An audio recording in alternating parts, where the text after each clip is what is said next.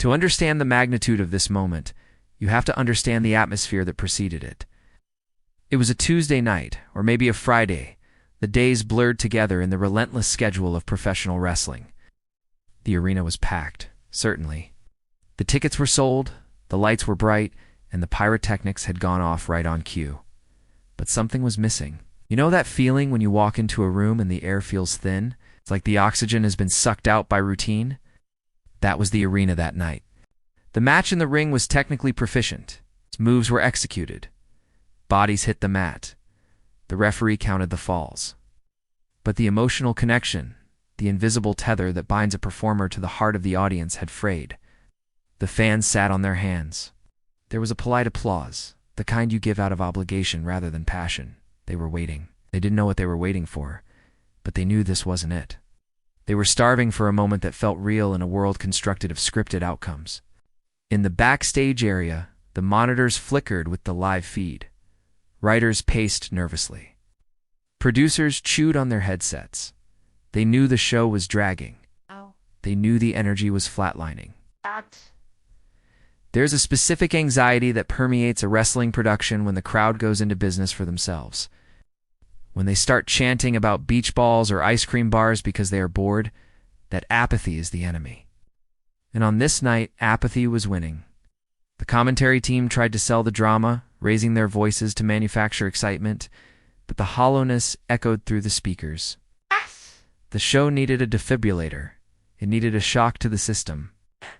But nobody knew that the shock was already waiting behind the curtain, lacing up boots that hadn't touched canvas in years. Then it happened. It didn't start with an explosion. It started with a glitch. The massive lead boards wrapping around the arena flickered. The commentary headsets cut out with a harsh screech of static. For 3 seconds, there was total suffocating darkness. In that darkness, the boredom vanished, instantly replaced by a primal confusion. Was this a technical failure? Did the power grid blow? Or was this something else? A low synthetic bass note hummed through the floorboards. It wasn't loud, it was felt in the chest. A vibration, thump, thump, like the heartbeat of a sleeping giant waking up. The darkness held the audience hostage. Then, a single spotlight cut through the black, hitting the top of the entrance ramp. It didn't reveal a person immediately. It revealed a cloud of dry ice rolling heavily off the stage like a waterfall. The first few notes of a song played a melody that hadn't been heard in this building for an era. It was a song associated with rebellion, with breaking the rules, with a specific brand of chaotic charisma. The recognition hit the crowd in waves. You could see it visually. The front row realized it first, leaping to their feet, then the middle sections, then the nosebleeds. It wasn't a cheer. It was a collective gasp that turned into a roar. And there she stood. The silhouette became clear. The posture was unmistakable. Head tilted, shoulders back, an air of supreme confidence that bordered on arrogance. She didn't run out. She didn't smile. She just stood there, letting the noise wash over her. It was a fracture in reality. She wasn't supposed to be here. The internet rumors said she was done. The dirt sheets said she was retired. But the eyes do not lie. The prodigal daughter had returned to burn the house down. Inside the squared circle, time stopped. The two competitors, who moments ago were locked in a grapple, released each other. This is the part of wrestling that is impossible to fake legitimate shock. You can script a match, you can rehearse a sequence, but you cannot rehearse the look in a wrestler's eyes when a ghost walks through the curtain. One of the wrestlers in the ring, the current champion, a woman who had spent years claiming she was the greatest of all time, looked as if she had seen a specter. Her bravado crumbled. She took a half step back, her boots scuffing the canvas. This wasn't just another challenger approaching. This was a threat to her very existence. This was the pioneer who paved the road the champion was currently walking on. The referee, usually the invisible orchestrator of the match, was paralyzed. He touched his earpiece, desperate for instruction from the back. What do I do? Is the match off? Do I ring the bell? There was no answer, just the deafening roar of 20,000 people losing their minds. The script had been shredded. The carefully laid plans for the evening were now irrelevant. The woman on the ramp began her slow walk down the steel steps. She didn't look at the fans. Her eyes were locked on the ring. It was a predator focusing on prey. The air in the arena changed temperature. It went from a stagnant room to a pressure cooker.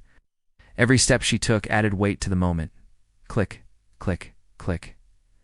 The sound of her boots on the steel steps was the only thing the champion could hear over the blood rushing in her ears. At the commentary desk, professionalism evaporated. These are men and women paid to talk, paid to have a quip ready for every situation. But for the first 10 seconds, the headsets were dead air. Silence is the broadcaster's greatest tool, provided you know how to use it. But this wasn't a calculated pause. This was the sound of breath being stolen. Finally, the lead announcer broke the silence. His voice cracking, abandoning his announcer baritone for a high-pitched yell of disbelief. He didn't use catchphrases, didn't plug a sponsor. He just screamed her name. It was a raw human reaction. It can't be. She's not even signed. She's supposed to be halfway across the world. The color commentator, usually the cynic, the villain's advocate, was slumped in his chair, shaking his head. Knew what this meant. He knew the history, the bridges that had been burned, the lawsuits, the bad blood that had spilled publicly on social media years ago. To see her here walking down that aisle meant that the impossible had been negotiated in secret. It meant the landscape of the entire industry had shifted overnight. They scrambled to provide context for the millions watching at home. They tried to explain the gravity of the situation, referencing old rivalries and ancient history, but the words tumbled out in a chaotic mess. They were no longer analysts. They were fans. And that is the magic. When the people paid to be cynical lose their composure, the viewer at home leans forward. The barrier between the show and the audience dissolves. We were all witnessing the same impossibility at the exact same time. While the arena was a chaotic symphony of joy, the backstage area, specifically the nerve center known as the gorilla position, was a scene of controlled panic. This is where the magic trick is managed. Usually the producers are shouting cues, timing commercial breaks, and yelling at camera operators. But tonight, the headset chatter was different. It was frantic, yet hushed. Only a select few knew this was happening. 3 people, maybe 4. The secrets in wrestling are notoriously hard to keep. Leaks are part of the ecosystem. But this was a vault locked tight. The producers who weren't in on the secret were looking at the rundown sheets, realizing their segments had just been cut. "We're going long," the director shouted. "Cut the backstage interview. Cut the video package. Stay on her." The boss sat in his chair, staring at the main monitor. He didn't panic. He watched the reaction. He watched the numbers. He watched the trending topics on social media skyrocket within seconds. This was a gamble. Bringing her back was a risk. She was volatile. She was outspoken. She was dangerous to the corporate image. But looking at that screen, seeing the tears in the eyes of fans in the front row, he knew the gamble had paid off. However, the logistics were a nightmare. Security had to be briefed on the fly. Pyro team had to be careful not to misfire. Camera guys had to find the perfect angle to capture the emotion without missing the action in the ring. It was a high-wire act performed without a net, and the man in the chair simply leaned back, a small, knowing smile creeping across his face. He had worked the whole world again. Deep in the bowels of the arena, the locker room was reacting with a mixture of awe and terror. In any competitive workplace, the return of a superstar is a double-edged sword. On one hand, she brings eyes to the product. More fans mean more money for everyone. Rising tide lifts all boats, as the saying goes. But look closer at the faces of the talent watching the monitor. You see the young up-and-comer, the one who was promised a title shot next month. She's biting her lip. She knows her spot just got bumped. She knows her segment is getting cut to make time for the returning legend. Then there are the veterans, the ones who shared the road with her years ago. They remember the arguments. They remember the tension she brought to the locker room. Is she the same person? She matured? Or is she coming back to settle old scores? The text messages started flying. Group chats lit up. Did you know? I had no idea. Is she staying? The hierarchy of the division had just been shattered. The locker room is a shark tank, and a great white had just been dropped back into the water. The air backstage was thick with jealousy, inspiration, and fear. The ecosystem was disrupted. Some were sharpening their knives. Others were lacing their boots tighter, knowing they had to step up their game just to survive in her shadow. In the modern era, a moment doesn't just happen in the arena. It happens in the digital ether. Before she had even stepped through the ropes, the internet had melted down. Hashtag of her name didn't just trend, it dominated. It knocked politics, sports scores, and breaking news off the board. Fans were uploading reaction videos in real time, grown men crying in their living rooms, children screaming, groups of friends at watch parties jumping so hard the camera shook. This is the currency of relevance.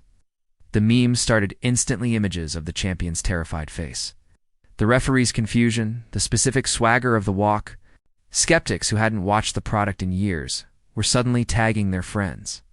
Are you watching this? Turn on the TV right now. It was a viral ignition. Wrestling, often mocked as a niche interest, had forced its way into the mainstream conversation through the sheer force of a single return. But amidst the celebration, the conspiracy theories began. How long is she back for? Is this a one-night stand? Look at her wristies. Is that a brace? Is she even cleared to wrestle? The forensic analysis of every frame began immediately. The digital world was dissecting the miracle before the miracle had even finished speaking. The scrutiny was intense, immediate, and unrelenting. While the world tweeted and the arena screamed, we must remember the human being inside the leather jacket. The cameras don't show the hour before the music hit. They don't show the nausea. They don't show the panic attack in the hotel room. The questioning of, can I still do this? She had left for a reason. Maybe it was injuries that made getting out of bed a struggle. Maybe it was the toxicity of fame. Maybe she wanted to be a mother, a wife, a person, instead of a commodity. Returning wasn't just signing a contract. It was opening old wounds. It was stepping back into the fire that had burned her once before. Think of her family watching from home. The spouse who knows the toll this business takes. The children who only know mommy on TV, not the mommy who comes home bruised and exhausted. They were watching with a different kind of intensity, with joy, but with protective worry. Walking down that ramp required a specific kind of courage. It's the courage to face your past self, to measure who you are now against the legend people remember. If she faltered, if she botched a move, the dream would turn into a nightmare.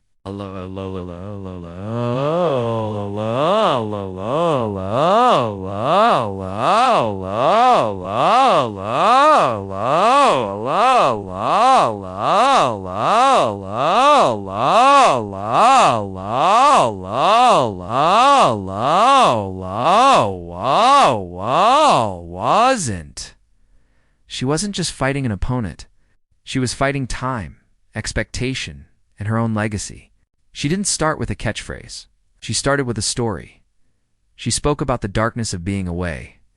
She spoke about the silence of a normal life and how deafening it was compared to the roar of the arena. She admitted that she tried to kill the wrestler inside her, to bury the persona, but it wouldn't stay dead.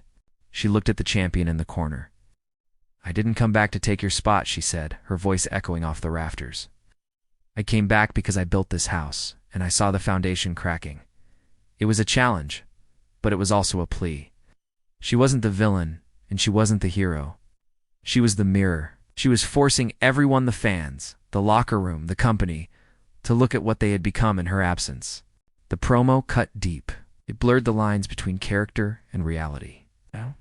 She spoke of missed birthdays, of broken bones, of the addiction to the spotlight.